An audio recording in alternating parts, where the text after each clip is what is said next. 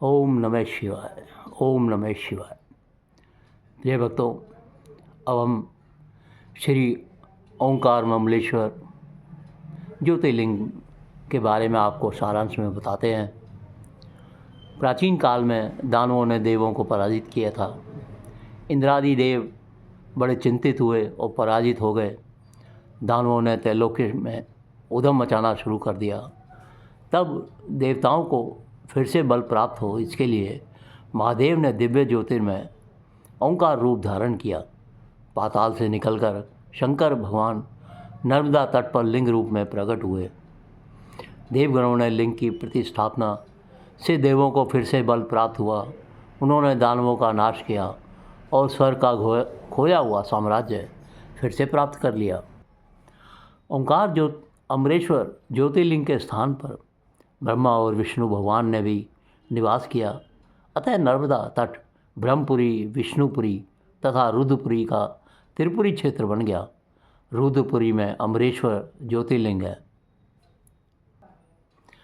आगे चलकर पुराण काल में इंद्र की कृपा से युवनाश पुत्र मानधाता यहाँ राज करते थे। उन्होंने भगवान शंकर की परम सेवा की। उन्होंने इससे भगवान शंकर बहुत प्रसन्न हुए। ओंकार ज्योतिर्लिंग के जलहरी में से नर्मदा का पानी पहाड़ के नीचे से आकर अदृश्य रूप से आगे बहता जाता है।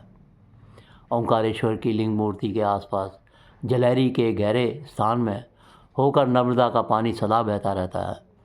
जब इस पानी के पृष्ठभाग पर बुलबुले निकलते हैं तब भगवान शंकर प्रसन्न हुए, ऐसा माना जाता है। विंध्याचल पर्वत के परिसर में मध्य प्रदेश से भारत की ललाट रेखा लोकमाता नर्मदा पश्चिम वाहिनी होकर बहती है।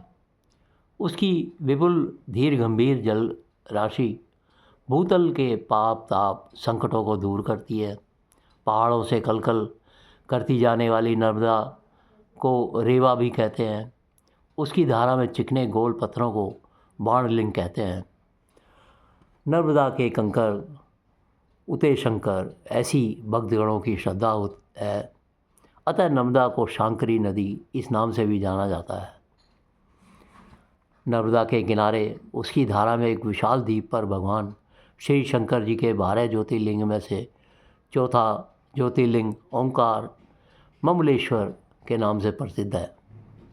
यहाँ के द्वीप को और धारा को ओम जैसा आकार प्राप्त हुआ है, जो प्राकृतिक ढंग से सजा हुआ है।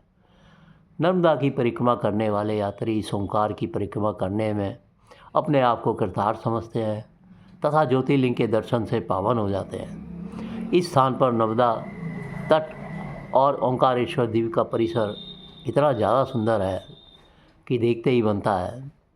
प्रकृति सौंदर्य नैनाभिराम है।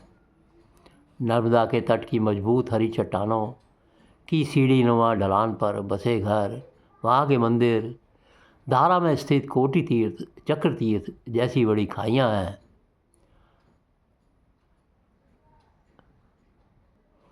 मंदिरों के शिखर चमकते रहते हैं। वातावरण में सदा गूंजने वाला ओम नमः शिवाय का जय घोष सब जगह सुनाई देता है। ऐसे स्थान पर भगवान शंकर ओंकारेश्वर और अमरेश्वर के नाम से ज्योतिर्लिंग रूप में प्रकट हुए हैं। मानधाता राजा ने इस पवित्र स्थान पर अपनी राजधानी बनाई। इसलिए इस तीर्थ स्थान को ओंकार मानधाता नाम से भी जाना जाता है। मानधाता राजा की संतान आज भी यहाँ पे निवास करते हैं।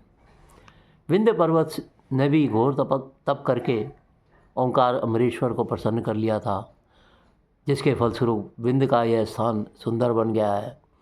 अगस्त जैसे कई ऋषियों ने इस ओंकार अमरेश्वर ज्योतिर्लिंग के स्थान पर तप साधना की थी और अपने आश्रम स्थापित किए थे। और ऐतिहासिक समय में इस तीर्थ स्थान का वैभव और भी दुगना हो गया है। 10वीं शताब्दी में परमार राजा उदयादित्य ने ममलेश्वर मंदिर में 4 संस्कृत स्तोत्र शिलालेख के रूप में अंकित किए। पुष्पदंत का शिव महिमा स्तोत्र का शिलालेख भी यहाँ देखने को मिलता है। ओंकारेश्वर द्वीप पर पहले आदिवासी लोगों की बस्ती थी। यह स्थान कालिका देवी का था।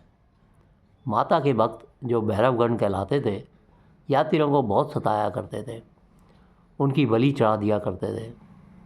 आगे चलकर दरियाई नाथ नाम के सिद्ध पुरुष ने यहाँ अपना तख्त स्थापित करके उन भैरव गणों को के अत्याचार को रोक दिया।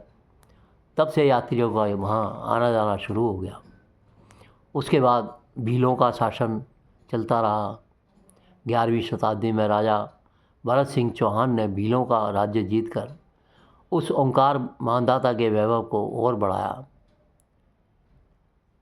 भरत सिंह चौहान का राजमहल आज भी यहाँ खंडर की अवस्था में दिखाई देता है। भरत सिंह चौहान के वारिस आज भी अपने आप को राजा मानकर इस ओंकार द्वीप पर अपना हक जमाते हैं। पेशवा बाजीराव द्वितीय ने यहाँ के पुराने मंदिर का जीर्णोद्धार किया। पेशवा के बाद पुण्य श्लोक अहिल्या देवी होलकर ने इस पुराने तीर्थ स्थान में कई सुधार किए। विशाल, मजबूत और सुंदर घाट बनवाए और विशेष रूप से कोटिर लिंगार्चना की रीत शुरू की। 22 ब्राह्मण हाथ में 1300 छेद वाला एक लकड़ी का तख्ता लेते हैं। उन छेदों में मिट्टी के शिवलिंग बनाकर उनकी पूजा की जाती है। पूजा के बाद नर्मदा की धारा में शिवलिंगों का विसर्जन कर दिया जाता है। यह कार्य पूरे वर्ष भर चलता है। इस विधि को कोटि लिंगार्चना कहते हैं। ओंकार मानदाता का यह तीर्थ अति सुंदर है। भक्तों का उद्धार करने वाले और कावेरी तथा नर्मदा के संगम स्थान पर हमेशा निवास करने वाले ओंकार शिव को हमारा प्रणाम है।